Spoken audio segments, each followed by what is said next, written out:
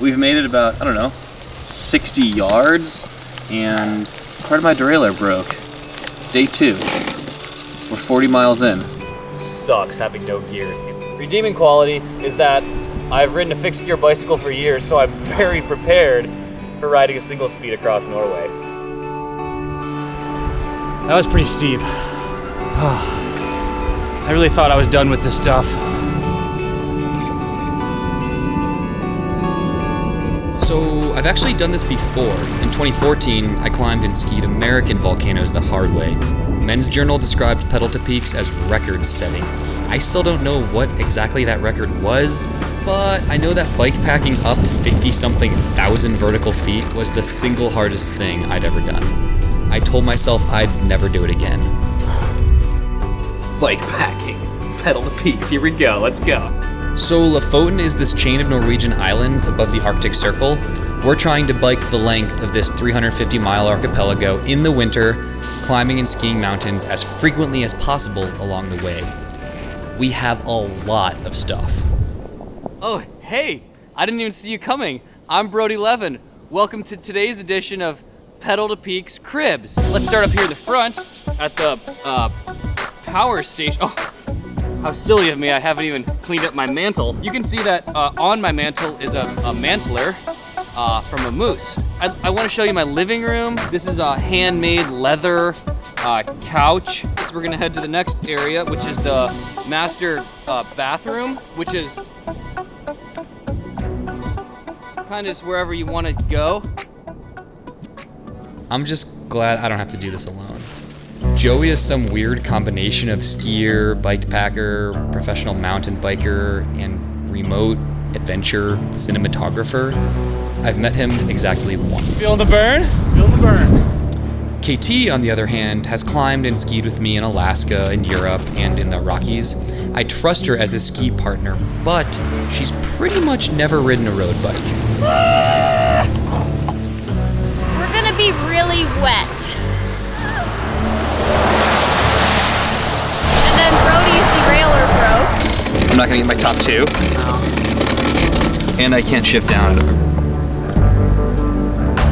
We've had bike problems. It's like, that's why we have time here. We're gonna get things dialed, we're gonna get going, we're gonna ski at some point. It's just like, yeah. Your Brody is struggling as KT, slow and steady, wins the race. You're gonna win! You're gonna win! So, we're 5 days into this ski trip and haven't skied. We're in the Arctic and there's not a lot of snow. No one's very happy about that. Stay positive. Good morning! We're in Norway. We can go for a road bike ride in like Iowa, but it's time to go skiing. Because so far it's just been like pedal, period. But we're gonna pedal to peaks. We're seeing our goal for the first time. Looks like it's about 1,000 miles away. I don't know, there's like mountains lining this road that we're biking along, and we're like, oh yeah, we want to ski like for the first time of the trip. Let's choose the mountain that's like the furthest away from the road, and maybe while we're at it, let's go as high as possible.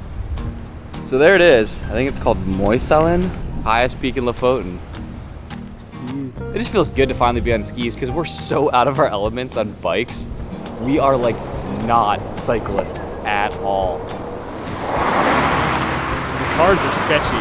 You get passed by a car every minute all day long, and they're quite close. A little close for comfort, but you get used to it. You get to this point, I think, when you're biking, where you just like accept the fact that like, yeah, like, I'm sticking out on the road. Like you get used to it because you're here for a longer period of time. But every car that sees you, for them, it's like line. Oh my God, that's a bike with skis on. Ah! You have this much shoulder, and then like semi trucks blowing by you. Every time one of the trucks passes you, it's like a tidal wave of wind. These crazy wobbles. It's a little different. 6 kilometers in the tunnel. We're at the 3K mark. I'm like kind of uncontrollably shaking. I think as long as no one cries, we have success. I think I'll probably cry at some point on this trip. Bike is so heavy and loaded down. 1 to 10, how hard are you trying right now? Yeah, like 10 10? or 11. Biking is scary. One thing that KT is really good at is knowing where she's comfortable and like where she's not comfortable. And she has decided that she stopped being comfortable.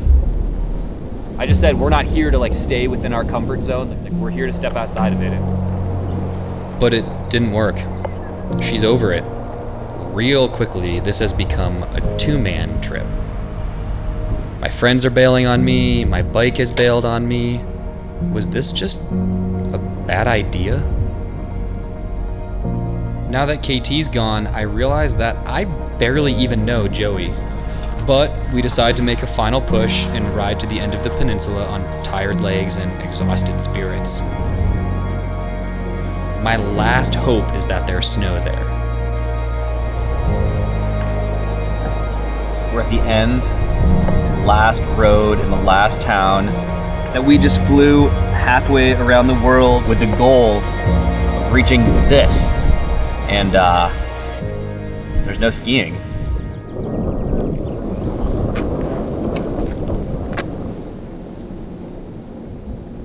Oh my god! It's like what we came for. Now we just leave, I guess.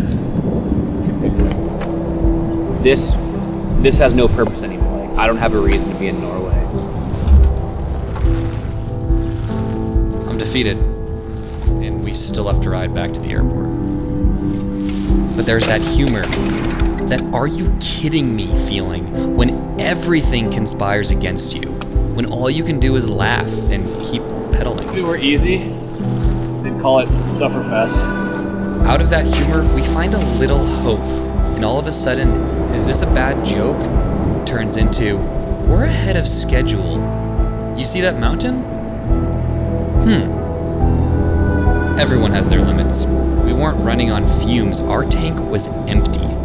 It's irrational to get out and push, but that's exactly what we were doing. And in that momentum, we dug the deepest. We found a second wind. We found a reserve that we didn't know we had. Challenges can scare us away so easily. If we're not careful, they can imprison us. But we find growth away from our safe places, in the steep and the exposed, while exhausted, full of doubt. We don't go out there to be comfortable. We go out there to find that reserve. So, if you feel like you're on your last leg, you're taking your first step.